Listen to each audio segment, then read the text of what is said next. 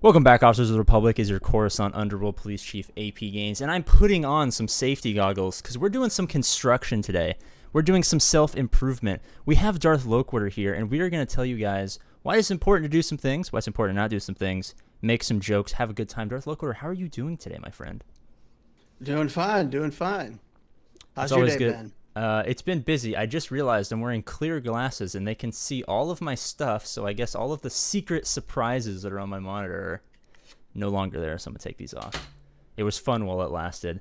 Let's Can't see. see. I actually haven't tested this. Oh, nice. Darth Loco, I know you can't see my screen right now, but they're looking at a nice, juicy black screen. Isn't that so fun? We have the game open, Darth Locator. Today we're talking Cool. about why it's super important to have a plan.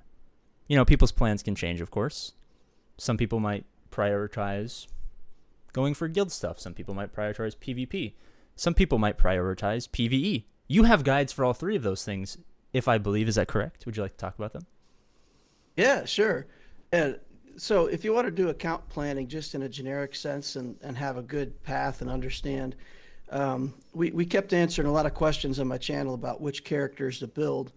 And in the end, I framed it up more like, what do you want to do with the game? So after the generic beginner's guide for like how to get to level 85, we put in four different paths that you can take. The gladiator path for PvP, the techno union path just builds you good financial base so you can build whatever you want, gets you a lot of gear and completes a lot of events. The emperor is the galactic legend rush, and the senator is the idea of preparing your account for the best success with guild events and raids and things like that. So it's four different beginner guides in one, and it's all based on what you want to do in the game. This is a great point because not everyone has the same goals, the same even aspirations when it comes to Star Wars Galaxy of Heroes. But what is important is that you follow a guide. Pick a guide. Maybe you're a big GL rusher guy and you go for that Senator. Oh, no, that's not, I completely messed that up. Let's say you want PvP because I The remember that's emperor. Emperor, and then you want Gladiator. That's PvP. See, my tiny Yeah. brain has been fried. I just did like 12 straight hours of schoolwork, so all I can think about is like cells and math and stuff like that. So we're gonna hop into the game, and I'll pull up my roster. You can't see my screen, but I'm basically just showing my 1.2 million GP free to play roster. Nothing special. But Nicole will tell you the greatest free to play account of all time. And she has a lot of good teams. She went down a path where she wanted to stay wide because that's what I told her to do. And, her goals in the game were doing exactly what I told her. And everyone's going to make that decision for themselves. So what are the benefits in terms of GAC if you have a planned out account for a specific reason, even if you aren't focused on GAC? What are kind of some benefits that they can expect if they follow a farming guide? Well, it's pretty comprehensive when you think about it because there's a lot of changes in the game. It's different than it was even a year ago. And the way that you want to build your account in some way is the same no matter what you do. You do want to build a base, like you're saying, for GAC, have several different teams that are ready to go in there and put on defense or, carry your offense. But then at some point, you do need to commit to a team with at least two or three relics and start building that up. If you want to get good participation in Conquest, a good Padme team will get you pretty far in Conquest.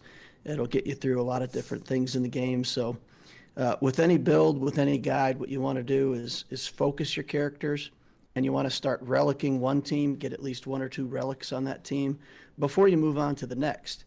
If you don't have a plan, if you don't follow a guide, you'll find yourself with a whole bunch of different teams, and it does you absolutely no good to have 12 teams that are all gear 11. If the opponent has one relic team, they put it on defense, and it doesn't matter how many gear 11 teams you have, you're never going to beat it. So you have to be able to compete, and I always say that you have to have a team that's good enough to beat your opponent's arena team, and you have to have a defense that's good enough to cost them banners if they use their arena team on offense. So that's kind of the thinking. You need at least two good teams, and you need to bring them up with at least a relic or two to make them effective. So that's the kind of focus that you need with the way that the game is played now in order to get galactic challenges and conquest and those kinds of game modes under control. Yeah, so I'm switching back over to the game, and I have two pairs of glasses on right now. And excuse me if I sound terrible. I can barely breathe. I've constricted all air flow through my nostrils, so I'm talking and breathing through my mouth at the same time. But she has a team like a Padme team where she has got a couple of key relics on the Anakin, the Kenobi. Great for fleets, but also holds down that team relatively well. Only 1.2 million GP, not a lot of top end combat GP. So for the people she's facing, this is more than adequate. She's got things like a Relic Darth Revan and Bastila Shan Fallen for her Darth Revan team. Gets great holds on defense, especially in 3v3, where, Darth Revan's kind of at a premium because you don't have all of those, like, secondary, tertiary characters who can do lots of offense to, everyone around him and then fire him down. A pretty weak, I will admit, Jedi Knight Revan team, and then a pretty strong CLS team with, like, really good bounty hunters and geos and all that stuff. So everyone's account is going to look differently, but what she did was she took key teams that she knows are going to be viable in this early to mid game. Like you said, a Padme team. A Padme team is super good in the early game where, there aren't a ton of counters for it. In the late game, it kind of dips down a little bit, especially with advent of new characters. Darth Revan, Jedi Knight Revan, these are characters that have lots of viability, and what you're going to find if you watch my stream or Darth Loquitur stream or, anyone who knows what they're talking about stream, is that when you go with these free-to-play accounts who have structure, have good teams, have good resource allocation, speak to this for yourself. I mean, a lot of the opponents are just kind of all over the place, right? Like they got the 25 Gear 11 teams. None can beat your Relic, whatever he plays on defense. Your Imp Troopers and all of your other squads are blowing through them. Like, is it just a bloodbath out there? It is. There's a lot of opponents that I've seen some accounts that build very well on their character side. They're building the right teams. They're relicking things. They have terrible mods, and even then, it's pretty easy to beat the teams. That's one of the other things I love about that Padme team. The mods don't have to be fantastic because the way the mechanics work with Jedi Knight Anakin interrupting and Padme getting a turn, you can let your opponent go first, and the Padme team is still fine. So that gets you a little relief on mods. I've also seen it where people just have 8 characters in the account that are relic and everything else is gear 8, and you can't do that either. That No gets you. shot. Yeah, you have one good defense, and if you put that on defense, sure, you're going to hold. Nobody's ever going to beat your 5 relic team at a million GP, but then you got nothing for offense. And all I have to do is put on 3 or 4 good defensive teams, and you may beat one of them, and then you're just done, and you'll lose in 2 zones. So it takes both. I mean, to have a good account for Grand Arena, you need to have good relic level teams with 1 or 2 characters on it, and you need to have these fill teams that you can use on offense or defense. On defense, people always think about, like, I'm going to put a team on to hold, and it's really misguided. Most of the time, what you want to do is you want to put on a team on defense that's going to steal banners. Let your opponent beat it, but take their banners away, and then put 3 or 4 teams like that, and a lot of times the opponent just runs out of teams before they get through it. So yeah, it's better to have a bunch of defensive teams that are more.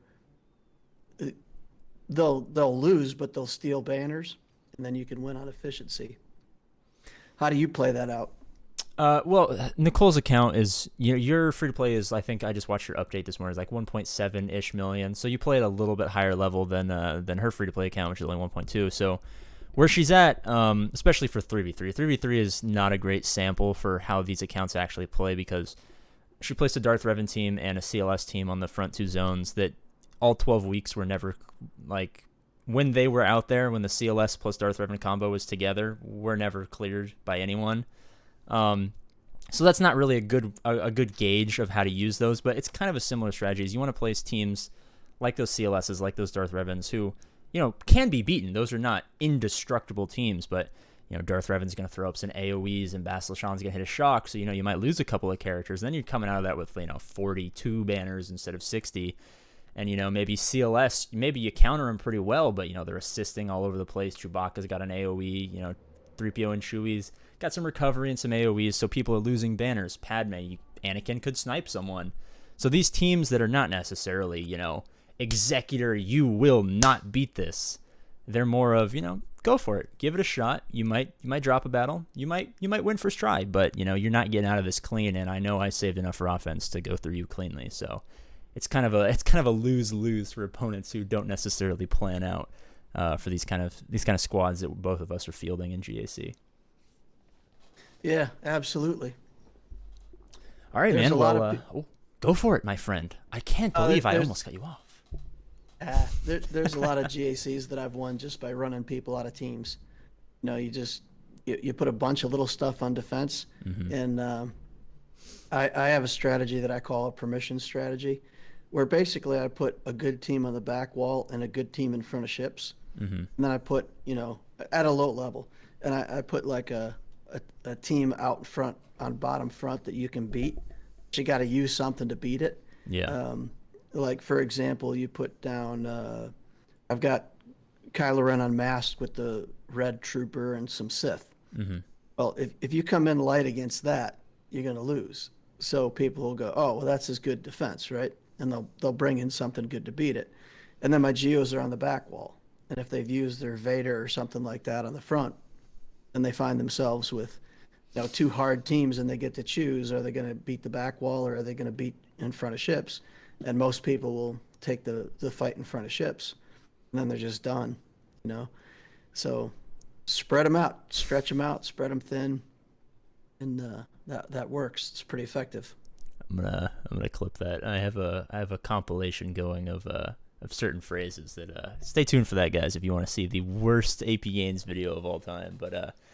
But yeah, I do a similar thing. Sometimes I tell Nicole, throw Geos on the front wall. Her Geos are not great. She's got great, fantastic teams. Place one in the back. It's kind of the same thing. You're going, if they have a strong Vader and you're kind of afraid that, maybe they can counter those Geos with something else, but you give them that juicy 60 banners right there. It looks so ripe for the taking. And then that Vader's out of there. Because not a lot of people put any effort into Traya these days in the early game, which is a darn shame, because, man, I love me some Traya.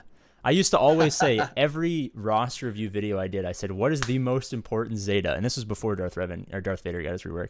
It's always the Zeta you have when you unlock Traya, because having that guaranteed counter just frees up everything else. You don't got to use your Night Sisters or your, God forbid, your Darth Revan if you have no other counters, or your Vader, or whatever it is you counter Geos with, your Padme even. Can you imagine? I used to have to use Padme to counter Geos.